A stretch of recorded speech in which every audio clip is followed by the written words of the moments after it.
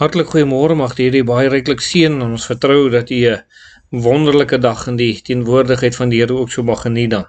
Nou lieve vriende, ons is seker nie baie lief vir 'n hyena nie, en in vele opsigte is hy eintlik maar 'n verpesting baie keer, en weet ons dat hy altyd net kom aas en kom roof, en dit mag ontsiening van hom wees, maar in die natuur speel hy 'n baie belangrike rol dan ook. Hy is 'n opportunis wat sal aas indien moontlik, maar is ook 'n bedrewe jagter wat prooi van wisselende grootte aandurf. Hy eet van insekte tot rooibokke, blauwillebeeste en zebras. Sy spysvertelingsstelsel is aangepas om bene, kloutjies en vel te verteer. Hulle sal glo selfs die mis van die groter katte en wilde honde eet. Hy word tereg beskou as die skoonmaker van die veld. En dit is nou vir my baie interessant dat die hyena as die skoonmaker van die veld beskou word, want hy sal die swakkes, die siekes, die beseerdes en dooies en van bykans enige dier, voël, vis of reptiel sal hy eet. So die hyena maak eintlik maar die veld skoon, liewe vriende, en dra dus dalk ook 'n belangrike deel by, laat daar nie allerhande pestes en siektes en elendes versprei dan ook nie. So dit wat op die oog af vir ons sleg lyk, is baie goed eintlik vir ons in wat die hyena dan ook so kom doen. So is dit ook daar in 2 Korintiërs wat Paulus 'n baie belangrike ding kom sê, 'n onderwerp waaroor daar baie gepraat word, en dit handel oor die doring in die vlees, wat dalk sleg was vir die eerste oogopslag, maar wanneer hy daarmee berus het in die Here, sê hy dat dit eintlik vir hom tot 'n groot seën was dan. En so sien ons dan wanneer hy verwys na die doring van die vlees daar in 2 Korintiërs 12 vers 7 staan hierdie woorde, en dat ek my oor die voortreffelikheid van die openbaring nie sou verhef nie, is my 'n doring in die vlees gegee, 'n engel van Satan, om my met die vuis te slaan, dat ek my nie sou verhef nie.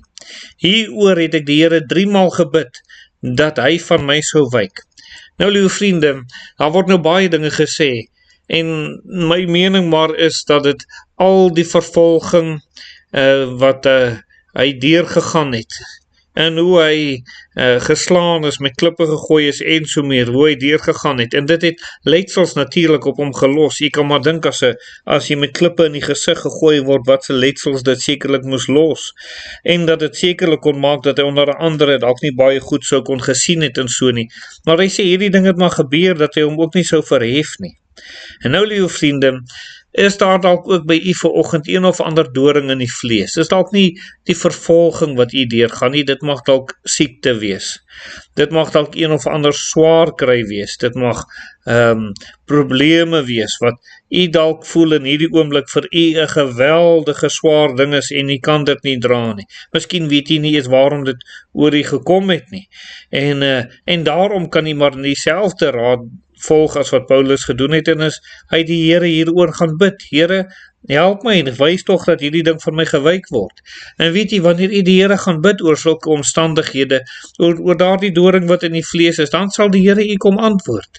Die Here sal vir u nie in die duister los nie, net soos die Here nie vir Paulus in die duisternis gelos het nie. En die vraag is net, sal u tevrede wees met die antwoord wat die Here gee? Want die antwoord wat Paulus voor gebid het hier is dat dit eintlik van hom sou wyk, dat dit nie sou aangaan nie. Maar die Here se antwoord aan hom was heeltemal iets anders. Die Here het doodeenvoudig vir hom gesê, my krag is goed genoeg vir jou om staande te bly. En dit is wat daar in 2 Korintiërs 12 vers 9 staan, en hy het vir my gesê, my genade is vir jou genoeg, want my krag word in swakheid volbring. Baie liewer sal ek dus in my swakhede roem, sodat die krag van Christus in my kan woon. En hy sê, Here, enige tyd sal ek hierdie doring in die vlees dra, sodat u net verheerlik word, en dat u my nog steeds kan bly gebruik en kan aanwend in die koninkryk.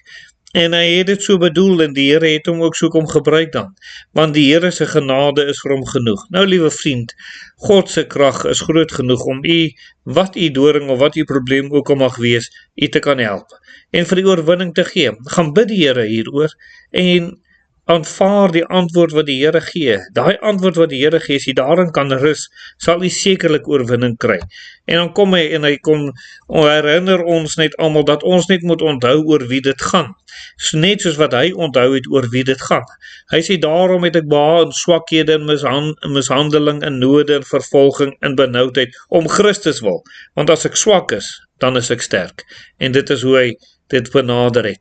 En hy het onthou, dit gaan om die Here Jesus. En mag dit ook so vir u wees in u lewe. Kom ons bid saam. Ons dierbare Here, baie dankie dat u vir ons help, selfs in dinge wat vir ons swaar en moeilik is. Het u die antwoord vir ons en gee dat ons u sal vertrou en vra en u kan rus. Amen.